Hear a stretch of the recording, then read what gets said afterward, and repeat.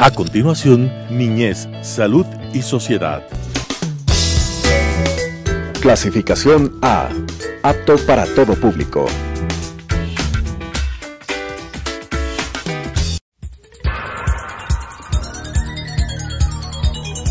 Las opiniones vertidas en este espacio por la producción y dirección del programa son de exclusiva responsabilidad de sus autores y de quienes intervienen en ellos. Telesucesos Canal 29 UHF presenta Niñez, Salud y Sociedad, un programa que trata sobre los cuidados iniciales, el crecimiento y el desarrollo de los niños. El buen vivir de la infancia es el futuro de la patria. Con la conducción del doctor Gabriel Ordóñez. Niñez, Salud y Sociedad. Un placer nuevamente saludar a ustedes con la presencia del doctor Rodrigo Bozano Rivadeneira, quien nos ha dado claras demostraciones de su sabiduría y sus conocimientos cuando hemos platicado sobre la crianza de los niños. En los programas anteriores hablamos de la crianza del niño tierno, del niño preescolar, y ahora queremos enfocarnos en el niño más grande, en el niño escolar que ya tiene raciocinio propio y que va a requerir de una orientación claramente definida para que no tengamos dificultades ni problemas. También abordaremos algo sobre la crianza de los adolescentes, quienes están en una edad particularmente interesante para la vida de ellos y para la vida de la familia. No es solamente el adolescente el que tiene que comprender las cosas, sino que nosotros debemos entenderle a él de la mejor manera posible. Y de eso vamos a hablar con el doctor Rodrigo, y le empecemos preguntando cómo ha estado la crianza de su hijo en la etapa escolar. ¿Cómo le fue? ¿Qué nomás le tocó hacer a usted y a Verónica para que tengan el joven provechoso y bien aprovechado que tenemos ahora? Saludos primero a todos los que nos ven, nos oyen, y a los que nos oyen pueden poner lo que dice traducción y comienza a salir las letras. Si saben leer nos van a ver. Es una de las formas de criar también, ¿no es cierto? Porque también hay grupos de personas con discapacidades especiales que necesitan también tener un crecimiento especial, y para eso también los padres tienen que conocerlo. Bueno, en etapa escolar, creo que la etapa escolar es una época interesante, porque lo que se cultivó o se sembró los años anteriores se va reflejando, y los niños están en una etapa de socialización, se reúnen con sus amigos, y lo que piensan, ¿no? Ya no tienen problemas de género ni de nada. Entonces a veces juegan fútbol, las mujeres también, los hombres también juegan a veces con sus muñecos. Todavía no hay orientación para diferenciarse severamente, pero los niños buscan a los niños y las niñas buscan a las niñas. Eso es lo más común, aunque ahora hay alteraciones de todo tipo, pero a los niños, como mi hijo, tuvo una madre que estuvo a su lado, y esa es la ventaja, porque a veces los niños están fuera y tienen problemas, los padres están fuera, los hijos están fuera, y después se reúnen solo para dormir. Es decir, no hay crianza, hay crianza hecha por otras personas, hechas por la escuela, hechas por los tutores, hechas por los abuelos, etcétera, etcétera, o la persona que le cuida. En esta etapa comienza la actividad escolar, comienza a aprender cosas que pueden o no ser útiles, pero empieza a aprender y comienza a tener una regularidad en su crecimiento.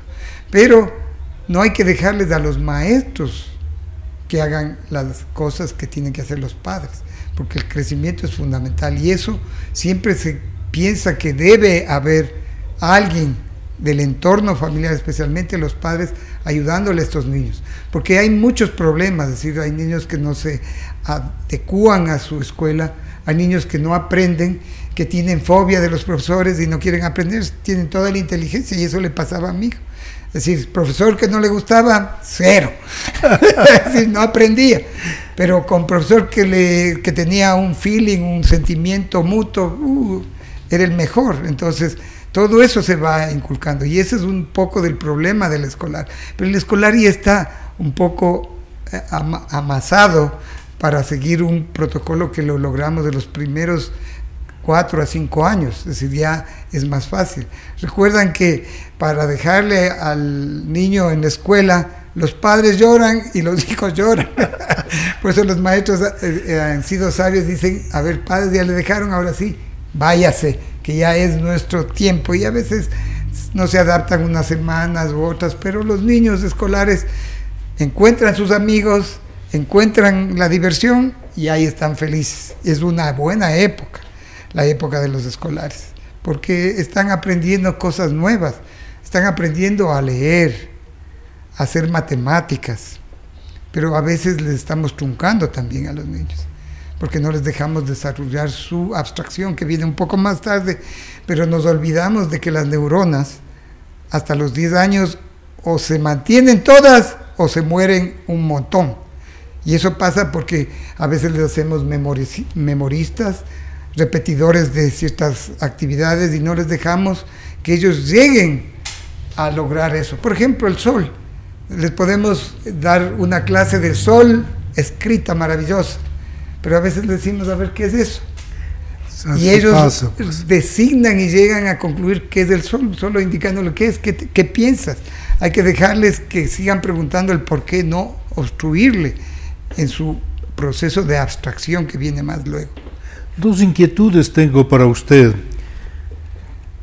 ¿Qué es lo que pasó durante la época de pandemia con las personas que normalmente consultan con usted?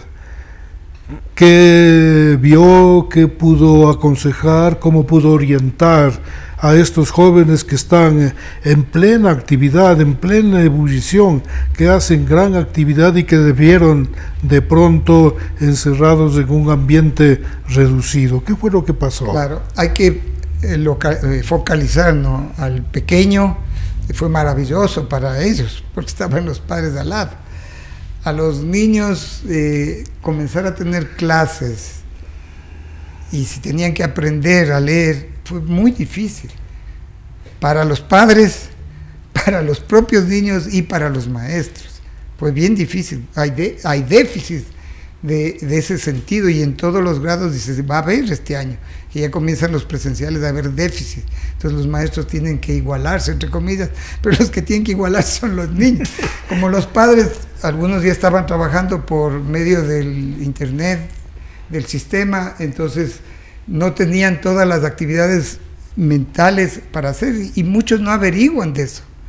Por ejemplo, un niño pequeño que su padre trabajaba, tenía que el padre hacer localizaciones, porque el niño pequeño no se pasa 1 hora sentado al lado de una cosa, sino que está moviéndose, entonces tenía que haber varios sitios para que juegue. El niño escolar, bueno, ya podía estar un par de horas tal vez en el internet, pero a veces no aprendía, entonces los padres tenían que estar ahí reforzando el conocimiento, como debe ser. Entonces esa era una de las cosas. Los niños casi no se enfermaron, obviamente, no había preguntas de eso, pero había preguntas de adicciones ya. Los niños comenzaron a tener adicciones a la televisión, adicciones a la computadora, adicciones al teléfono, esas adicciones que hasta ahora están y van a estar difíciles de cambiar indefinidamente. Nosotros como seres humanos, ya digamos adultos, maduros, entre comillas, todo eso, estamos adictos ahora al celular, porque ahora las consultas son por el celular, ¿no es cierto? Que es así. Entonces estamos adictos. ¿Y qué pasó hace unos pocos días atrás? Se fue todo ese sistema y todo el mundo estaba nervioso. Enloqueció el mundo. Así es, bueno, yo estuve tranquilo, pero hay gente que sí, claro, al principio uno quería mandar, entonces uno ya se dio cuenta de que algo estaba pasando, entonces paciencia. En torno a esto hay una inquietud que me viene rondando la cabeza, y es que el gobierno, en el afán de facilitar ciertas adquisiciones, ha suspendido el arancel para los juegos electrónicos esto que precisamente estamos ahora comentando como que no es muy positivo para la crianza de los niños. Bueno, ¿cuál es su opinión? Sí, es difícil. Nosotros, de acuerdo a normativas internacionales actuales, pero mucho antes, y estábamos diciendo Wi-Fi apagado en las casas. Al menos 8 a 10 horas deben estar apagados. Decíamos, no le enseñen la tablet desde pequeñito, que no se habitúe a la computadora.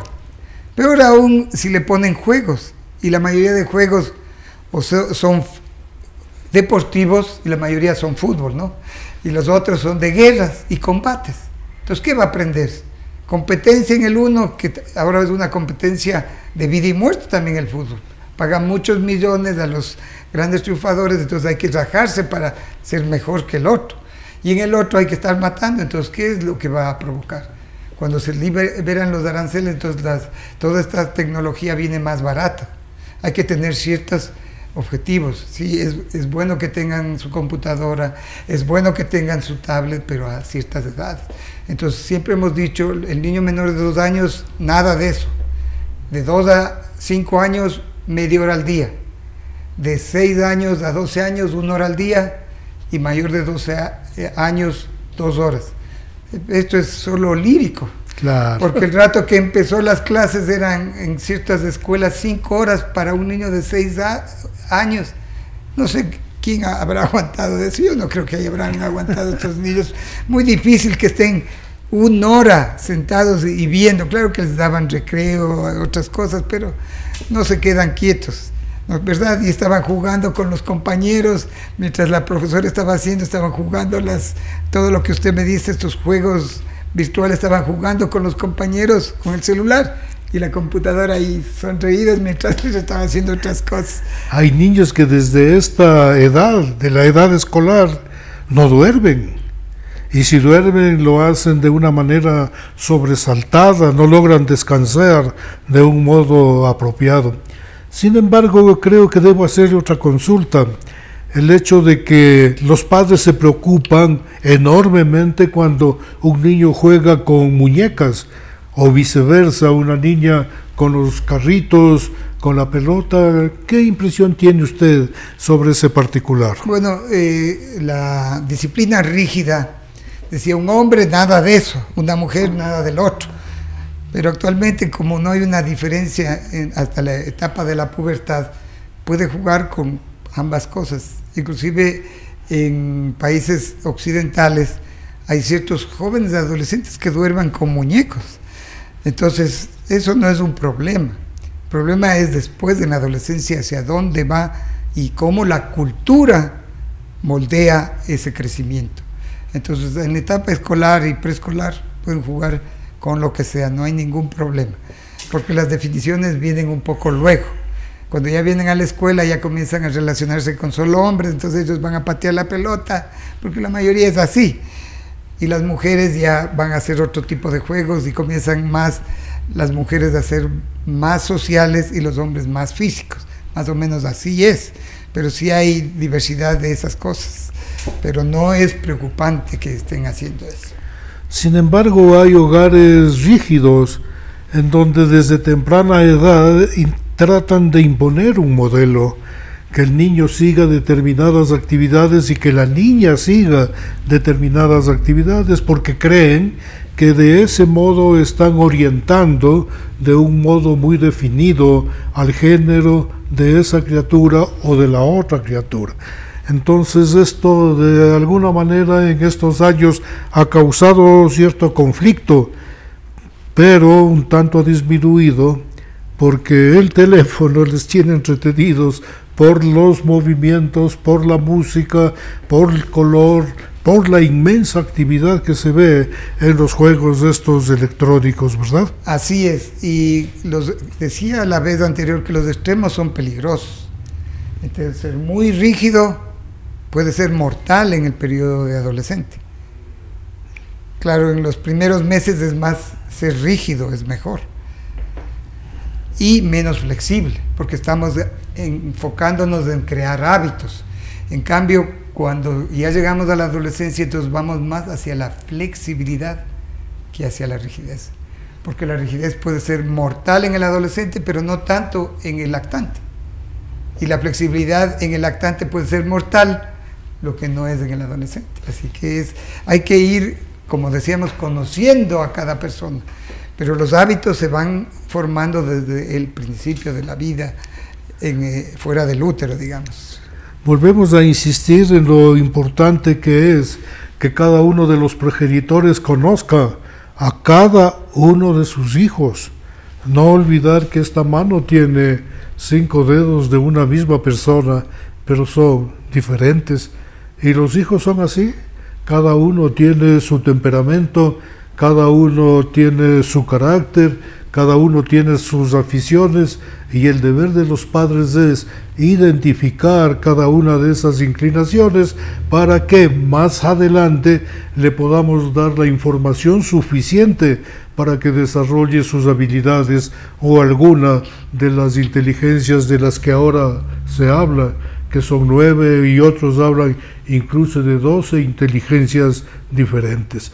De modo que es bien interesante que tengamos ese conocimiento y sepamos que con amor, con delicadeza, podemos lograr mucho de nuestros niños en etapa escolar, que es una etapa en donde el niño tiene mucha energía y tiene necesidad de algún modo de descargar esa energía en actividades que sean provechosas, no solo para él, también habrá que mirar el provecho de la familia. Pasemos a una etapa un tanto más interesante, si el término cabe, que es el de la adolescencia. Ahí pasan muchas cosas y quisiera ustedes escucharle cómo encauzar la vida de un adolescente para que no hayan desvíos peligrosos. Sí, la adolescencia todos nos asustan. Todos nos asustan. Yo como padre y médico también, ya llega la adolescencia, ya van a ver, así, etcétera, etcétera. Nosotros hemos repetido muchas veces esas cosas, pero creo que no está tan bien decirles, a pesar de que los que estamos aquí y los que nos ven, seguro no levantan la mano cuando yo pregunte, ¿quieren repetirse la adolescencia? Ninguno, porque nadie quiere volver a eso. ¿Por qué? Porque es un periodo largo. Son 10 años más o menos entre la transición del escolar hasta llegar a la adultez. Algunos nunca superan, pero la mayoría pasa entre estos 10 a 20 años. Los primeros 3 años comienza un crecimiento rápido, es físico, más rápido en las mujeres, menos rápido en los hombres. Entre los 14 y 16 años comienza la abstracción, reconocer quién soy, pensar cómo voy a ser. Y finalmente llega la etapa final, cuando ya llega a robustecerse tanto como hombre o como mujer y pensar ya muy diferente. Es una etapa mayor de abstracción y con un crecimiento ya menor. Entonces, esa etapa que hace tantos cambios, hay que prepararse. Los padres tienen que prepararse para eso y no cuando esté ya el problema, decir, ¿ya cómo solucionamos?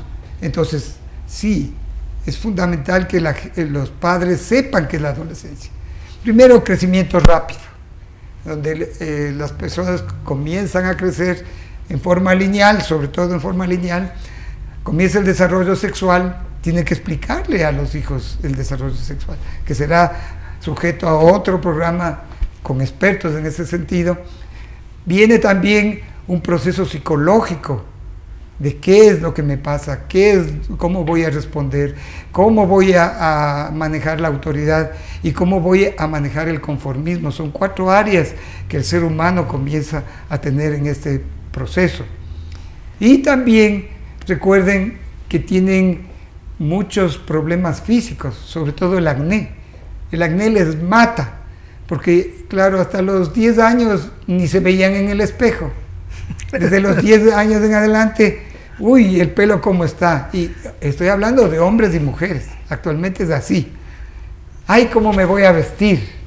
¿Cómo me voy a poner esto? Si uso lentes, ¿qué tipo de lentes voy a usar? ¿Qué ropa voy a usar? Comienzan a hacer ciertos cambios que los padres a veces no entienden porque no se han preparado para ser padres de adolescentes. El que está preparado y fue enseñándole desde antes va a tener un curso de adolescencia mejor que el que no lo ha tenido. Pero también tienen que recordar que los niños se ponen más cansados por este crecimiento. Quieren ir a comer todo lo que hace la mamá, pero no quieren ayudar a lavar los platos, por ejemplo. Quieren irse a una fiesta, pero no ayudan a nada a arreglar el salón de fiesta, sino van a la fiesta.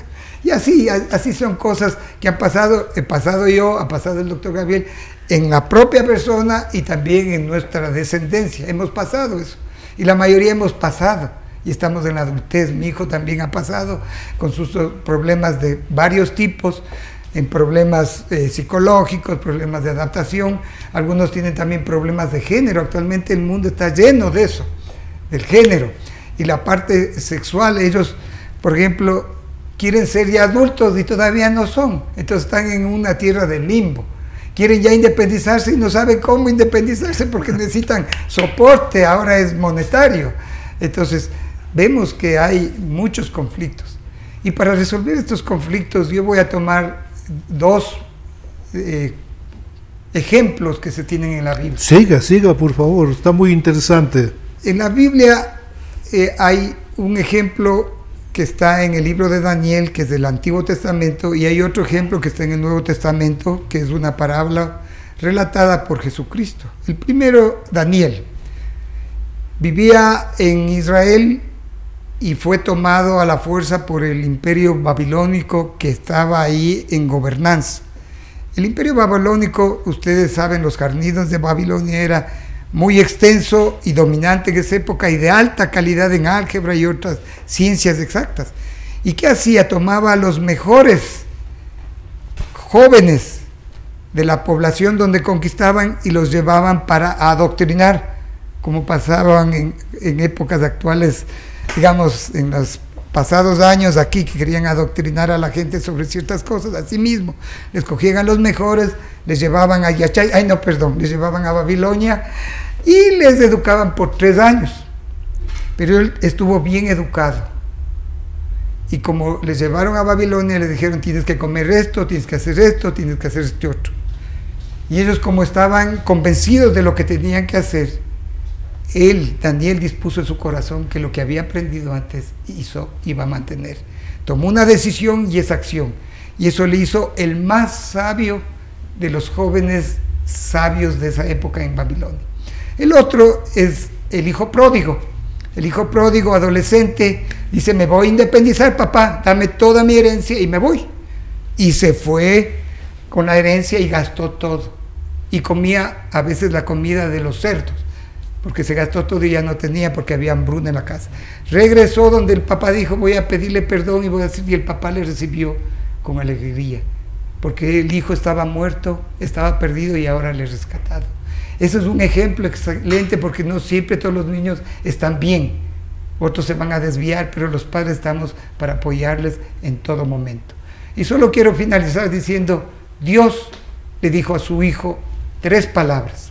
Cuando fue bautizado Jesucristo, bajó el Espíritu Santo y una voz del cielo dijo, este es mi Hijo amado, en él que tengo gozo o complacencia. 3 palabras. Reconoció que era su hijo. Segundo, que le amaba y que ese hijo le daba gozo al Padre. En el crecimiento uno tiene que hacer esas cosas con sus hijos. Muy bien, unas reflexiones muy interesantes para finalizar el programa, pero yo quiero recordar que hemos hablado de que hay una etapa en la que debe conocerse al niño, conocerse al hijo, que hay que amarlo y amarlo con profundidad y con todas las fuerzas de nuestro corazón. Ahora toca recordar que siempre debemos hablar con la verdad, no utilizar conceptos que se aparten de lo que es verdadero, porque eso crea en los niños imágenes que son absolutamente peligrosas. Hasta la próxima, y gracias, doctor Rodrigo, por estos momentos de sabiduría. Gracias también. Las opiniones vertidas en este espacio por la producción y dirección del programa son de exclusiva responsabilidad de sus autores y de quienes intervienen en ellos. Telesucesos Canal 29 UHF presentó Niñez, Salud y Sociedad, un programa que trata sobre los cuidados iniciales, el crecimiento y el desarrollo de los niños. El buen vivir de la infancia es el futuro de la patria. Con la conducción del doctor Gabriel Ordóñez. Niñez, Salud y Sociedad.